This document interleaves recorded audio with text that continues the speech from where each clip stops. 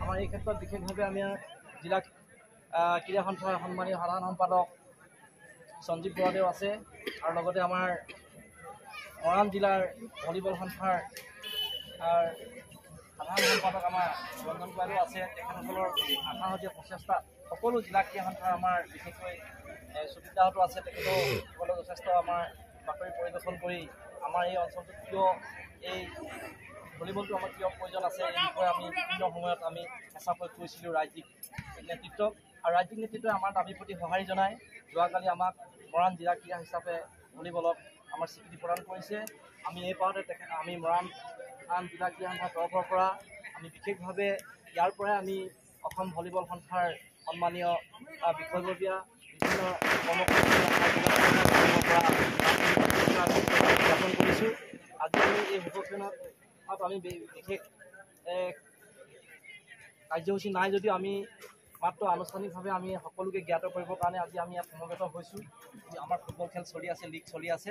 মই এই বিষয়ে চমুকৈ আমাৰ দুৱাৰসমানা আমাৰ মৰাণ জিলা ক্ৰীড়া সন্থাৰ জ্যেষ্ঠ উপসভাপতি আমাৰ সুজিত চেত্ৰী ডাঙৰীয়া আছে। আমি তেখেতক চমুকৈ শুভেচ্ছামূলক বক্তব্য দি আগবঢ়োৱাৰ বাবে অনুৰোধ জনাইছোঁ। ধন্যবাদ চিত্ৰ। মৰাণ জিলা ক্ৰীড়া সন্থাই নৱম বৰ্ষত ভৰি দিয়া সময়তে কালি যিটো ভাল খবৰ আহিছে, সেই ভাল খবৰ আমি সকলো সংগী হৈছোঁ। জিলা ক্ৰীড়া সন্থাৰ সন্মানীয় উপসভাপতি ধৰি সন্মানীয় বিষয়ববীয়াসকল ইতিমধ্যেই চিত্ৰই কৈছেই যে আমি ইতিমধ্যে ফুটবলত যি স্বীকৃতি আহিছিলে নিজাববীয়াকৈ ইতিমধ্যে টাইকোৱাণ্ডো, বক্সিংকে ধৰি মহিলা ফুটবল এইবিলাকতো আমাৰ স্বীকৃতি পৰ্যায়ত আছিলেই। আমি এটা অতি জনপ্ৰিয় ক্ৰীড়া ভলীবলতো এতিয়াৰ পৰা নিজাববীয়াকৈ দলটা প্লেন কৰিবলৈ সক্ষম হ'ম। আমাৰ মৰাণ অঞ্চলত ভলীবলৰ কাৰণে ইতিমধ্যে দীৰ্ঘদিনৰ পৰা কাম কৰি আহিছে বৰ্তমানৰ ৰাষ্ট্ৰীয় দিগন গগৈ, তাৰ উপৰিও আমাৰ মোহন ছাৰকে ধৰি বহুকেইজন ৰেফাৰী ইতিমধ্যে কাম কৰি আছে। সকলোৰে নাম উল্লেখ কৰি বিচৰা নাই। যিকি নহওক তাৰ গৌৰৱৰ দিন জিলা ক্ৰীড়া সন্থা লাহে লাহে পূৰ্ণ পৰ্যায়ৰ দিশে আগবাঢ়িছে।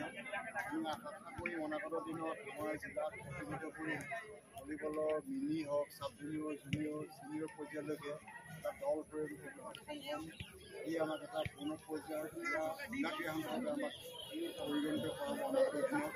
আৰু আজিৰ দিনটো আমাৰ বাবে সাফল্য দিন, জিলা ক্ৰীড়া সন্থাৰ উল্লেখনীয় দিন। বিশেষকৈ মৰাণ অঞ্চলৰ ক্ৰীড়ানুৰাগী বা মনৰ মানুহখিনিৰ কাৰণে এটা পৰিগণিত হ'ব। মই ভাবোঁ আজি আমি আচলতে ষ্টেপ এটা লাভ কৰিছোঁ। ইয়াৰ পাছতে যেতিয়া আমাৰ ভিয়েটনামবিলাক যাব, তেতিয়াৰ পৰা আমি ডিব্ৰুগড়, চৰাইদেউ বা অন্য জিলা বুলি ঘোষণা নহ'ব। আমাৰ ল'ৰা আমাৰ জিলাৰ দৈৰ্ঘ্য মই ইয়াৰ বাবে দীৰ্ঘদিন মৰাণৰ অঞ্চলটো ভলীবল উন্নয়নৰ কাৰণে কাম কৰি অহা প্ৰতিগৰাকী কৰ্মকৰ্তা, খেলুৱৈ আৰু ৰেফাৰীসকলক লাভ লৈছোঁ। আমি সকলোৱে আশা কৰি অনাগত দিনত আমাৰ জিলাৰ ভলীবল দলটোৱে মহিলা হওক, চাব জুনিয়ৰ বা জুনিয়ৰ যি পৰ্যায়তে হওক সফলতা কঢ়িয়াই আনিব। আৰু নিয়মিত আমাৰ দলটো এটা অনুশীলন ওচৰ পৰ্যায়ৰ ঘৰতো আমি যিখিনি কথাৰে মই ভলীবলৰ লগত শুভেচ্ছা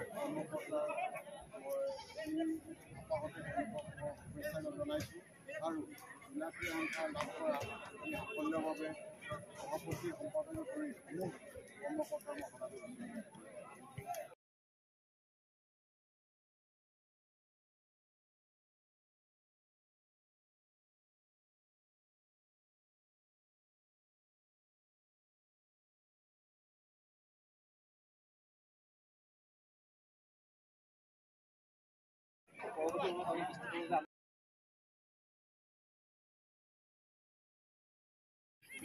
আজি মৰাণ ক্ৰীড়া ক্ষেত্ৰৰ বাবে এটি অতি উল্লেখযোগ্য দিন হিচাপে বিবেচিত হৈছিল, যিহেতু মৰাণ ভলীবলক অসম ভলীবল সন্থাৰ তৰফৰ পৰা জিলা হিচাপে স্বীকৃতি প্ৰদান কৰিছে।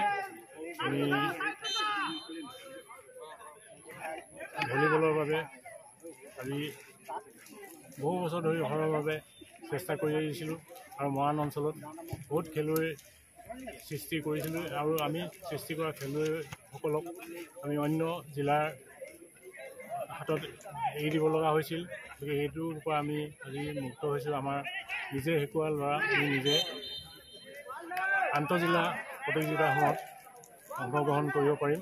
আৰু এইখিনিতে জনাওঁ যে এইবাৰ হ'ব লগা যি আন্তঃজিলা প্ৰতিযোগিতা হ'ব, আমি গোৱালপাৰাত জুনিয়ৰ কেটেগৰীৰ প্ৰতিযোগিতা হ'ব বুলি আমি গম পাইছোঁ আৰু তাত আমি ছোৱালী দলে অংশগ্ৰহণ কৰিম।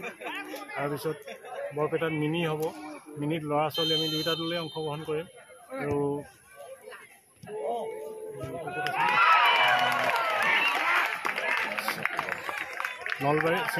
নলবাৰীত হ'ব ছিনিয়ৰ কথাটো আমি এতিয়ালৈকে বিবেচনা কৰা নাই। আমাৰ ছিনিয়ৰ খেলুৱৈসকল আছে যদিও তেওঁলোকে ইয়াৰ আগত অন্য জিলাৰ হৈ খেলিছিল, যদিহে তেওঁলোকৰ NOC আমি অন্য জিলাসমূহৰ পৰা সংগ্ৰহ কৰিব পাৰোঁ, তেতিয়াহ'লে আমি ছিনিয়ৰ দলো পঠিয়াম বুলি